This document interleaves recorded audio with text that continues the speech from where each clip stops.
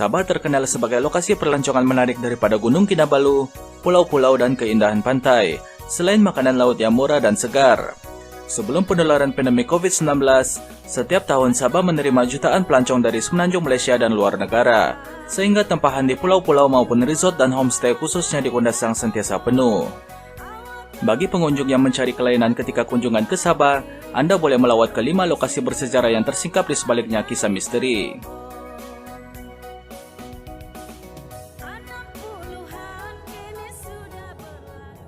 Pertama, Rumah Besar Kinarut. Terletak di Jalan Baru Kota Kinabalu Papar, kira-kira 20 km dari Bandaraya Kota Kinabalu, Rumah Besar Kinarut menyimpan pelbagai cerita misteri. Ada penduduk mendakwa rumah besar yang ditemui secara tidak sengaja oleh Lembaga Kemajuan Perhutanan Sabah, SAFODA, ketika kerja penrokaan tanah untuk penanaman pokok akasia pada Agustus 1960 itu dihuni oleh hantu tinggi. Bukan sekadar itu, kononnya ada yang mendakwa pernah melihat lembaga lalu dengan laju dan seolah-olah terdengar suara Pontianak pada waktu malam.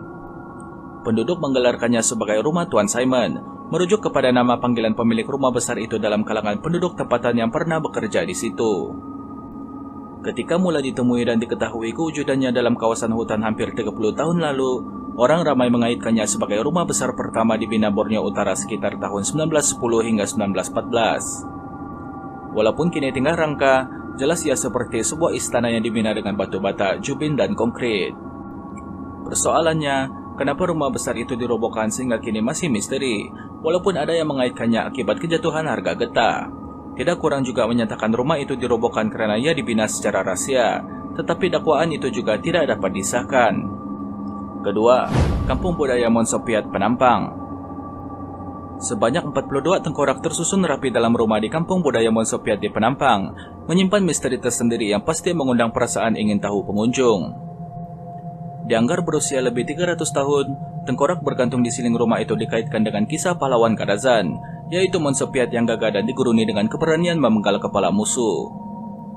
Terletak di Kampung Kuai Kandazon, 15 km dari Bandaraya Kota Kinabalu, ia menjadi bukti kewujudan amalan memburu kepala oleh masyarakat pribumi Sabah suatu ketika dahulu. Sebanyak 42 tengkorak yang disimpan dalam rumah khas dipanggil Pondok Tengkorak di Kampung Budaya itu, dikatakan hasil buatangan diperoleh Monsopiat ketika memerangi musuh dan penceroboh kampungnya, termasuk orang yang datang untuk mencabarnya. Selain sebagai koleksi bagi menunjukkan kehandalan dan kepahlawanan, semua tengkorak itu dikatakan menyimpan semangat yang memberi kesaktian atau kekuatan luar biasa kepada pemiliknya, selain pelindung keluarga serta keturunan. Sehingga kini, meskipun berusia ratusan tahun, semangat itu dipercayai masih wujud dan sesiapa yang ingin melihatnya perlu mematuhi pantang larang bagi mengelak kemarahan semangatnya. Ketiga, Rumah Agam Agnes Kid.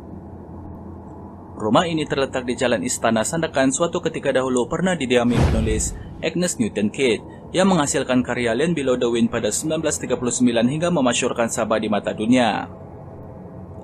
Agnes pernah menulis catatan pengalaman seram dilalui sepanjang tinggal di rumah itu. Antaranya, saya tidak percaya pada hantu, tetapi setiap hari saya melihat seorang wanita tinggi lambai mengucapkan selamat tinggal kepada suaminya, mengambil bayinya dan turut ke jalan seorang diri, berdiri di ujung jalan dan menoleh ke belakang. Pengalaman seram turut dialami seorang lagi penghuni, Rosemary, istri kepada J.L. Carson yang menetap di situ selama 12 tahun, 1955 sehingga 1967. Rosemary tinggal seorang diri ketika suaminya bertugas di Kota Kinabalu.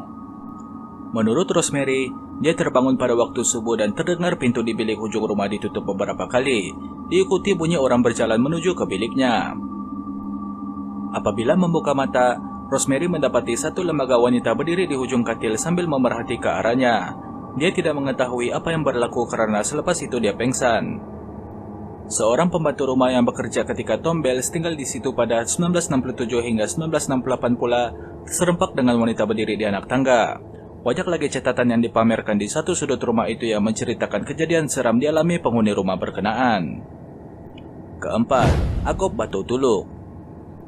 Kewujudan 125 keranda purba daripada kayu balak yang disusun bertingkat dalam gua di Agop Batu Tuluk, kini batangan masih misteri bagi masyarakat setempat. Kehadiran keranda daripada kayu pulian dan merbau yang masih kukuh biarpun usianya dikatakan mencecah 400 hingga 900 tahun di dalam gua di formasi batu kapur, turut dikaitkan dengan suku kaum orang sungai yang menyimpan pelbagai misteri berkaitan alam. Agop dalam bahasa suku kaum sungai bermaksud gua, manakala tuluk ialah tempat tidur yang merujuk kepada tempat bersemadi orang mati. Gua itu ditemui pada tahun 1984 dalam ekspedisi diketuai P. Braitek, pengurus ladang tembakau di Batu Putih, Kinabatangan. Penemuan itu membawa penyelidik dari Museum Sarawak, Barbara Harrison bersama Museum Sabah untuk membuat kajian. Berdasarkan penyelidikan Harrison, gua itu adalah tempat perkuburan masyarakat lampau selepas sebahagian kawasan daratan digedangi banjir besar. Ada beberapa versi menceritakan mengenai pemilik keranda dalam gua di formasi batu kapur itu yang mempunyai ketinggian 40 meter. Pendapat pertama menyatakan ia tapak perkuburan orang Cina yang pernah membuat penempatan di Kinabatangan, manakala pendapat kedua mendakwa ia milik orang sungai, karena persamaan pada bentuk keranda berukir digunakan etnik itu yang ditemui di Agop Miasias di Ulu Kinabatangan. Dilaporkan pernah berlaku beberapa kejadian aneh termasuk pelajar perempuan dirasuk ketika mengikuti rombongan sekolah melawat keranda dalam gua itu.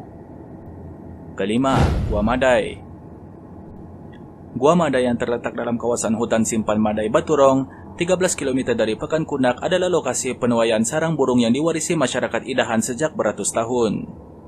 Di gua ini, terdapat cerita misteri aneh dan mistik disampaikan dari mulut ke mulut masyarakat kampung. Antaranya terserempak wanita misteri berambut panjang dan berpakaian serba hitam di pintu gua, selain kelibat kepala kambing bertenggek atas batu.